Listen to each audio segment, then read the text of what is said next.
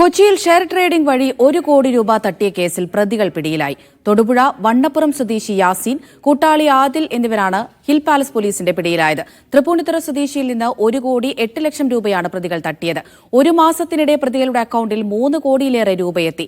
യാസീന്റെ വിദേശത്തുള്ള സഹോദരനെതിരെയും അന്വേഷണം നടക്കുകയാണെന്ന് Kochi city police commissioner Putta Vimaladitya പറഞ്ഞു. പരാതി നമ്മൾ ACP തിരക്കാക്കർക്ക് അയച്ചിട്ടുണ്ട്. ആവശ്യമുള്ള നടപടി എടുക്കാൻ പറഞ്ഞിട്ടുണ്ട്. കേസിൻ്റെ അന്വേഷണം ചെയ്യുന്ന സമയത്ത് ഇതിനകത്ത് പറഞ്ഞ കാര്യങ്ങൾ കൂടെ നമ്മൾ മനസ്സിലാക്കിയിട്ട് അത് കാര്യമായ രീതിയിൽ കണക്കിലെടുത്തിട്ട് അന്വേഷണം നടത്തണമെന്നതാണ് പറഞ്ഞത്. അല്ല, നമ്മൾ ആ കേസ് അന്വേഷണം അതിനകത്ത് ഒത്തിരി ട്രാൻസാക്ഷൻസ് മറ്റ് കാര്യങ്ങളുള്ളത് കൊണ്ട് ലോക്കൽ പോലീസ് സ്റ്റേഷനേക്കാൾ ക്രൈംബ്രാഞ്ച് അന്വേഷിക്കുന്നത് ശരിയാവുമെന്ന് ഉള്ളതുകൊണ്ടാണ് ചെയ്തത്. പക്ഷേ ലോക്കൽ പോലീസിൻ്റെ ഒരു റോൾ കൂടെ. ലിഡിയ ജേക്കബ് വിവരങ്ങൾ നൽകാനായി കൊച്ചിയിൽ നിന്ന് ചേരുന്നുണ്ട്. ലിഡിയ, ഇപ്പോൾ 2 പേർ അറസ്റ്റിലായിരിക്കുകയാണ്. ഇനിയും പ്രതികളുണ്ടോ? ഇനിയും പ്രതികളുണ്ട് എന്ന് തന്നെയാണ് പോലീസിന്റെ നിഗമനം.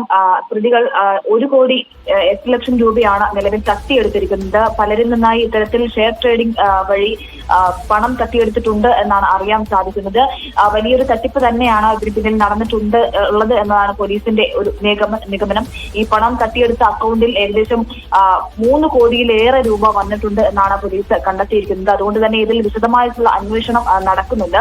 നിലവിൽ പിടിയിലായിരിക്കുന്നത് തൊടുപുഴ വണ്ണപ്പുറം സ്വദേശി യാസീനും ഒപ്പം യാസീന്റെ കൂട്ടാളിയായിട്ടുള്ള ആദിൽ എന്നയാളുമാണ്. യാസീന്റെ സഹോദരൻ കൂടി ഇതിൽ ഉൾപ്പെട്ടിട്ടുണ്ട് എന്നുകൂടിയാണ് പോലീസ് പറയുന്നത്. ലിഡിയ ജേക്കബാണ് കൊച്ചിയിൽ നിന്ന് വിവരങ്ങൾ നൽകിയത്.